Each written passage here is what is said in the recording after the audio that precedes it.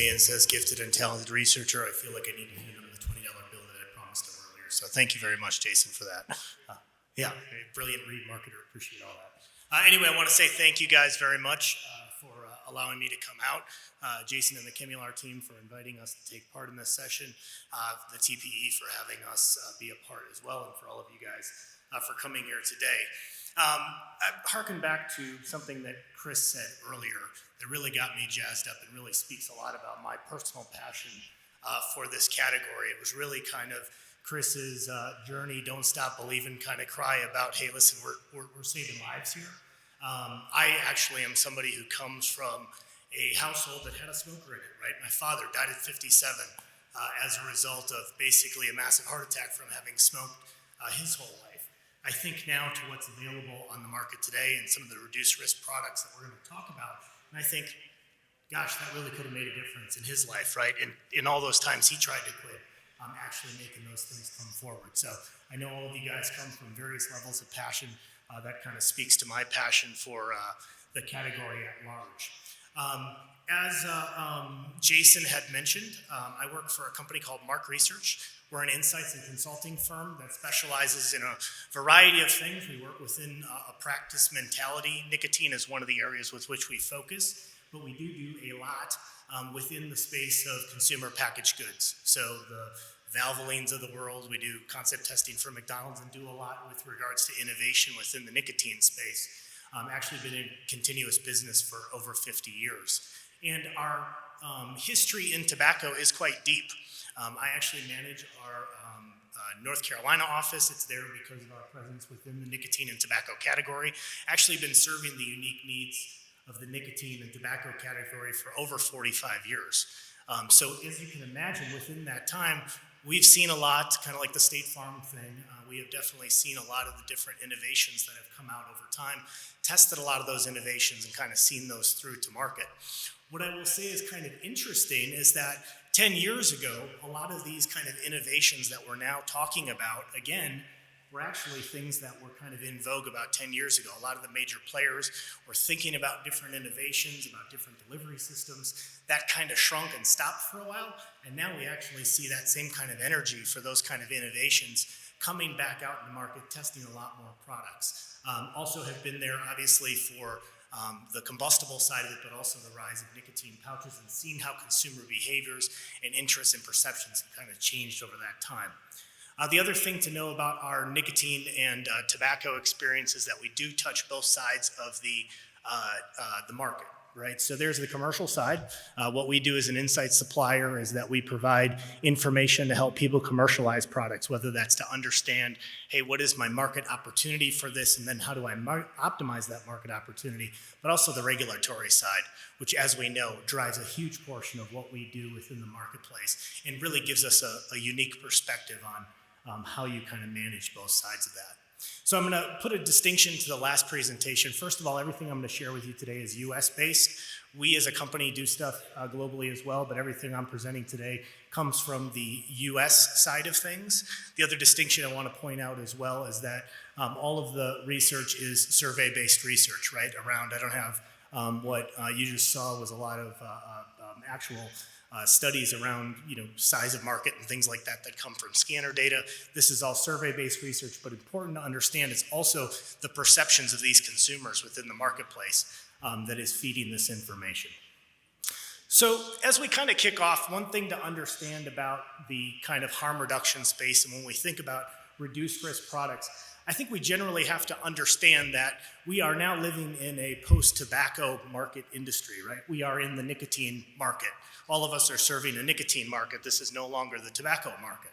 And that, I think, is exemplified by the major competitors within the market basically making a very clear statement about where they are headed and what they are in the business for at this point. I think actually Altria has the most succinct version of this, but basically responsibly lead the transition of adult smokers to a smoke-free future. Reduction of harm and reduction of smoking is at the core of what all the major competitors within the marketplace are driving towards today. So when we think about the market that we're playing in, I think the competitive landscape is showing us how this has really evolved into a nicotine market. Now, I would argue what we have to figure out is how do we get consumers to be there with regards to it being a nicotine market, but also how do we get consumers to understand the differences between nicotine and tobacco, which I'm about to show is highly confused, right? So before we get there, let's first start with talking a little bit about kind of innovation in the space. I know probably a lot of these presentations have included a variety of different things on this, but I think it's important to point out that the innovation in the space really stalled out for a while and then resurged back in the last 20 or 30 years, right? And really intensified in the last 10. It's also very interesting to point out that some of the winners and losers in this space have kind of ebbed and flowed a little bit. Obviously, when we look at the European experience, we look at the Asian experience, there's certainly differences there with regards to how those products have been successful. But as we look at the US market, we look and we see that, you know, the beyond the cigarette to the last 10 or 20 years, there's a lot of innovations here that have come place. And when we look now where they are in market, it's quite remarkable. Nicotine pouches would be the kind of prime example of that. Vaping would be another prime example. These are products that have only been available, you know, roughly 10 or so years, right? And they have a huge presence within the nicotine landscape. I would say, though, it also is interesting when you look at some of the other players that have not been as successful, that a lot of those products have kind of come into the market and not necessarily won on the US consumer, right? Snus is a great example of that, right? I would say snus and the introduction of snus within the US marketplace really paved the way for a lot of the behaviors that now exist in the nicotine pouch category, almost primed the pump in a way for what it is that nicotine pouches have become in the marketplace, but largely lost because consumers would look at that, and I heard them tell me in focus groups and all that, what the hell's the point here, right? It's still tobacco, right? Nicotine pouches has kind of served that need and provided an opportunity for them to get that nicotine craving satisfaction, but without the tobacco with nicotine pouches. You also see over the course of innovation too, products that have kind of largely come on, but also not really gotten a footing yet. Dissolvables and lozenges would be great examples of that. Products that have come on board, but not necessarily had the ready availability to really get a footing here in the United States overall. So one of the things I mentioned that we do a lot of is regulatory research. So what we're showing you here is a collapse of many perception studies we've done for a variety of clients. And what we're showing you here is the continuum of harm that we would report on within a perception study. Why I'm showing you this is to give you an understanding of kind of where consumers sit with regards to the continuum of risk or the continuum of harm. And when you look at this data, and again, when we look at a perception study, we have to look at it by current smokers, we have to look at it former smokers, vapors, smokeless users, as well as the unengaged population, the never users general population. You can see that generally the consumer marketplace gets it, right? They understand where the continuum of risk is, and they kind of place it in the right areas, right? On the far end of harm, they put combustible cigarettes, that's the CC, and on the far right side of the less harm, they put NRTs. They largely get it. Now, there's some debate within the user groups about where vaping sit or where smokeless sits, but largely they understand it. So what I'm showing you here is an example of kind of the general stuff. When we do this with nicotine pouches, interestingly, where that fits is somewhere in between the middle and NRTs. Actually gets way closer to NRTs in terms of consumers' understanding of the continuum of harm. So they largely get it as it relates to where the risk of those products plays in. However, when we think about some of the challenges of moving to the nicotine market versus the tobacco market and all the kind of challenges that exist, largely there is still a big problem with regards to consumer perception. So what I'm showing you here is a survey of about 1,000 consumers in the US, cross-section of US consumers, and we asked them basically what's their association. And about 80% of them would agree that nicotine is to tobacco, which is to smoking, that those three things are basically equal. That's kind of a problem, right? When we think about what makes people switch, what makes people actually get away from smoking, one of the core things that comes back to is the support that they get from their family members, right? If we perceptually cannot get people to understand that there's a difference, we're not going to be able to support those people on their quest to move away from combustible products, right? So this perception, I know it's largely understood in this room, is a problem, right? And it's largely an issue as it relates to how closely those things are related. Again, 80% believing basically they're one and the same.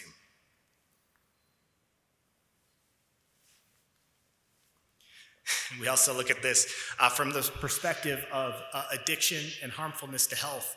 And again, when we look at it, almost equal considerations here.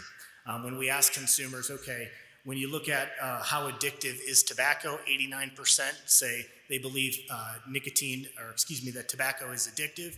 You ask them that about nicotine, it's 86%. That's statistically the same damn number, right? Essentially the same thing with harmfulness to health. 92% would say, tobacco is harmful to health. A statistically equal share would say at 89% that nicotine is harmful to health. So that perception is very, very closely aligned. Also, perceptually, when we look at the general population, where they put different products, when they think about kind of that continuum of harm and where they place different products, again, on a general consumer level, I think this slide is quite interesting. Yeah, do they get it? Tobacco way out on the right-hand side? Absolutely. But nicotine right there with it. What I think is super surprising about this, when you look at the general population and we think about how we're going to move people perceptually within the nicotine category, let's look where CBD and THC are, right? It's behind trans fats, for God's sakes, right? In terms of that perception of that harm. Again, tobacco way out very close. When we zero in, however, and look at nicotine consumers, adults who are currently engaged in the category, the story is pretty much the same. Again, tobacco and nicotine hanging pretty closely there on the far end of the harm perspective, along with alcohol, and again, THC and CBD beat on the other side. So what this says is we have a very, very long road to hoe, both with current engagers as well as people in the general population, with regards to moving that perception of tobacco and nicotine further apart so we can realize a better focus on the nicotine market, and as well as support people in moving down that continuum of harm. This goes as well as health risks, probably not surprising if they have these kind of concerns. The same health risks we associate with tobacco, they align those with nicotine as well, from cancer to early dying, heart disease, so on and so forth. Those all hang quite close as it relates to where they are putting their association with nicotine and tobacco. Now, interestingly, it doesn't matter the form with which it comes in also. That harmfulness also sticks around too with regards to how it's delivered. In smoke, obviously, or if you look at through absorption, dissolving in the mouth, snuffing or inhaling, again, that perception of it being harmful, whether it be nicotine or tobacco, again, regardless of form, it's still considered to be harmful. So I actually think Tim touched on this a little bit about the evolution of kind of what's happened in the marketplace, where you're talking about the poly usage. You're talking about people largely are not using one singular product. This is not a cigarette market place anymore either, right? If you look at mono usage, you look at cigarettes only, it's only about a third of the population, actually a little less than half, that are actually mono users of cigarettes only. The lion's share, again, is poly usage. And that's kind of shown here. If we look at the marketplace at large, we are now in a poly-use marketplace, right? Well over half of the total market is poly-use, meaning they're using more than one a specific kind of product regularly, and only 43% of that is mono. Again, the mono usage, as we talked about earlier, is led by cigarettes. Again, that's 31% of users are mono users for cigarettes only, about 7% for vaping. And then interestingly, where all the growth we've seen in nicotine pouches, very, very small percentage in the US are using that as an exclusive product. Less than 1% at this point, mono usage of nicotine pouch only. However, when we turn our attention and think about it from a poly-use perspective, nicotine pouches is really where it's getting its share, right? It's being used with some other products. So again, when we look at primary use of product among poly users, cigarettes still lead. They're still smoking their cigarette.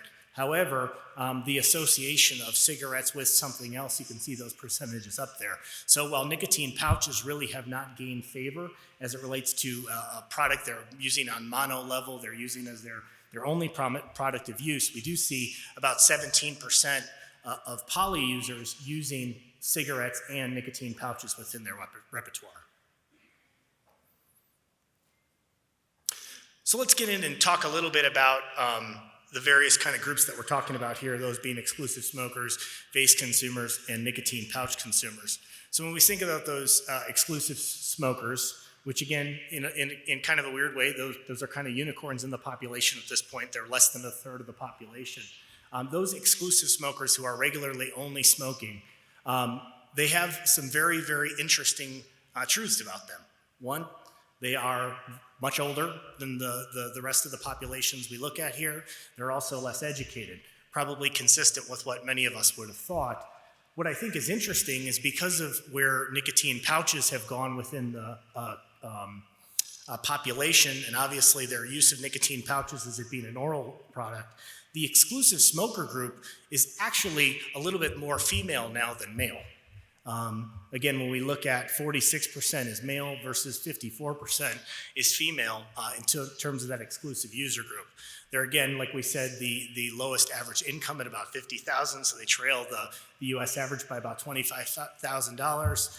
They're also the oldest at an average age of 55 years old, and only about 20% of them have a college education. We also see some very interesting things about exclusive smokers in terms of who they are as people. So some personality traits that I think are interesting to point out. About 3/4 of them would consider themselves homebodies. About 2/3 of them would consider themselves as people that kind of stick with the status quo, not really challenging the establishment. They do what works for them, right? We also see really low levels of healthfulness. Only about half of them exercise occasionally or not at all, so not high usage of exercise. And they've been in the category, 55% of them, 20 years or more. So again, not surprising, these are people who are pretty hardened in their usage. They started out probably at a much younger age and have continued for 20 plus years. If we turn our attentions to vapors, they skew the youngest, which again, given the category, makes a little bit of sense. But they're about middle of the pack in terms of income, education, and also healthfulness. So when we look at those personality traits, I think it's interesting, about 3/4 of them say that they tend to find products or processes that they want to share with other people. They are people that influence others relative to finding the new cool stuff and diffusing that out to their friends. There are also about 3/4 of them also would say they're people that like new discoveries as well to share with friends. And 2/3 of them would say that they live life on the go, which again speaks to kind of these people and their thought process. Also, the healthfulness thing kind of plays in a little bit more here too, where about 28% of them exercise regularly.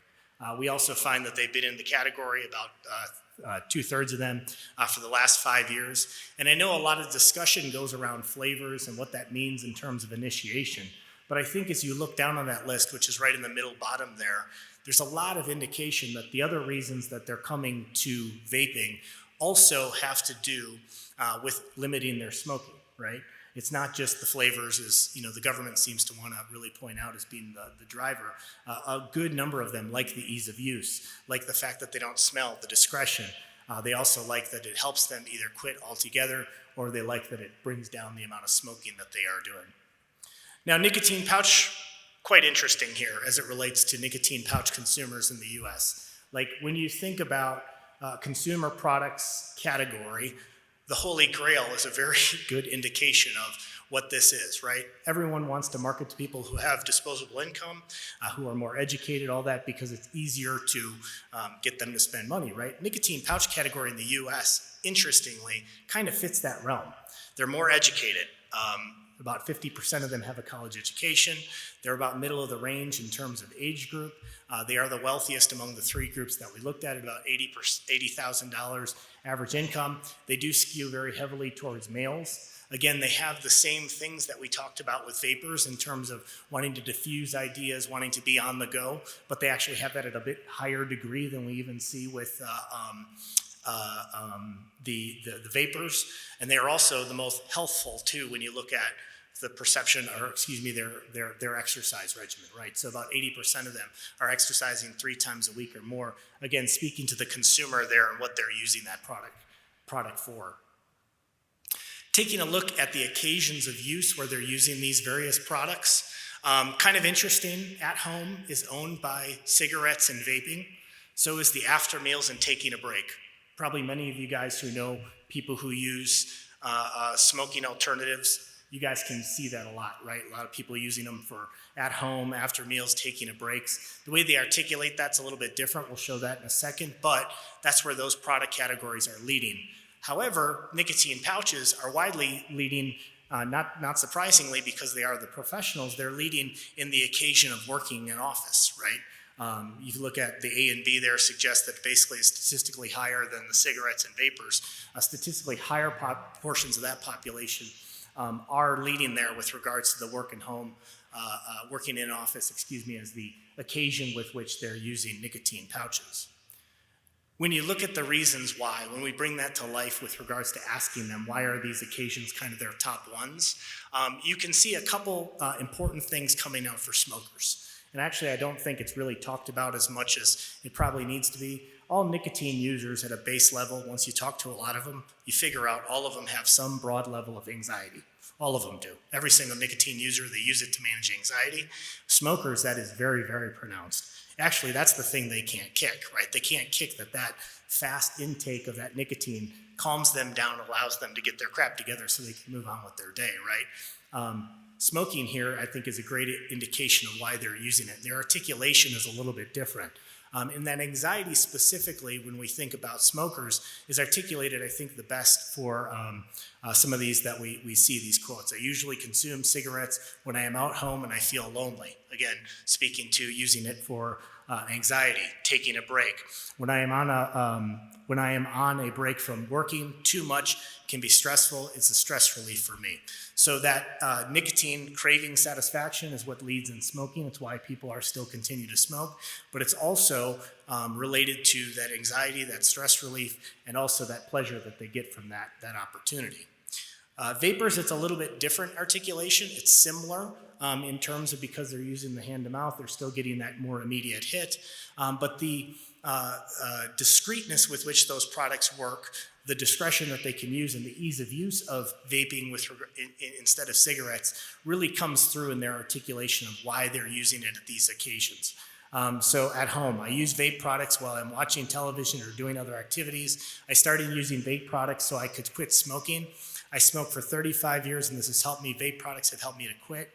You can see in another quote, I use vape products on my break at work. I like that it does not smell and it is not as noticeable, right? So that discretion really playing through with those vaping consumers and why they're putting their focus there. Nicotine pouch users, convenience, ease of use are really driving as well as discretion in terms of why they're using that. And all of the quotes that you can see come back to those kinds of things, right? I use nicotine pouches at home when I'm with my friends, when they come over, and then they don't smell the cigarettes. On a break, I can use them throughout the day because it's easier than smoke breaks. It's easier, ease of use. And then working from home, again, they don't have to spit or smoke. Those are the reasons that those people or those users are using them so heavily. I know we talked a little bit about this in some of the earlier sessions. Let me make sure I didn't miss a slide. Apologies. Nope. In terms of the vaping, when we think about where smoking has been in the U.S. from a perceptual level, we got to give the Truth Campaign a lot of credit for that, right? That campaign has done a lot to educate consumers about that, and I think when you see the curve of kind of slowly dropping off, the Truth Campaign could largely be attached to that they are now putting that focus on the vaping, that the Truth Campaign has now become a focus for vaping as well. I think we have to take good notice that is going to change perceptions and rapidly. These campaigns haven't started but within the last couple of years, I think. But, and again, those perceptions are large. 55% think that vaping is equal or more harmful than smoking. These are nicotine engagers, adult nicotine engagers. They believe they have health risks, they believe mortality. There's also this growing percentage that think that aren't things going to explode in their face, right? So that perception and why they're concerned, certainly exists out there in the population.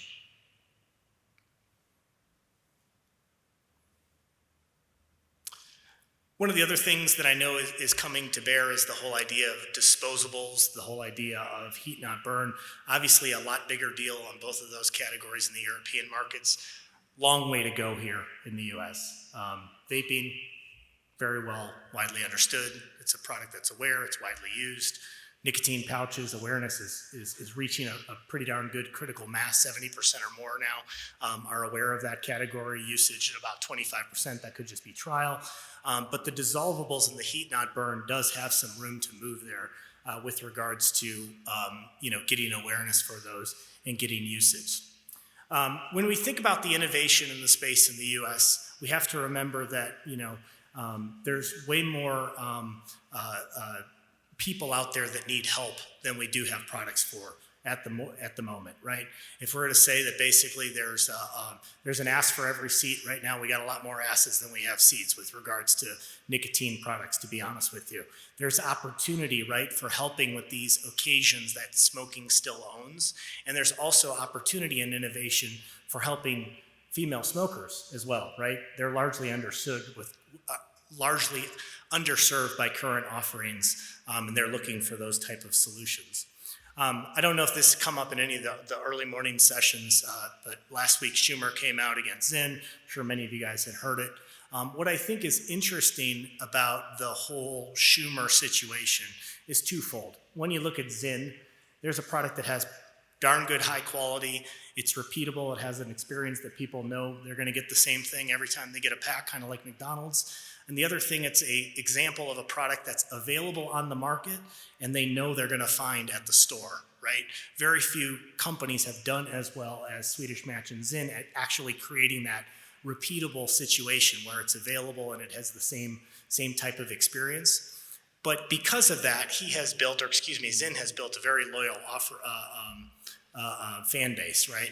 And when you look at what Schumer does, and then you looked at the backlash from military, you look at that from the right, you look at that from a variety of different sources. I think the thing that Schumer missed there is that all of those people are the right kind of people who are voters. They're more wealthy.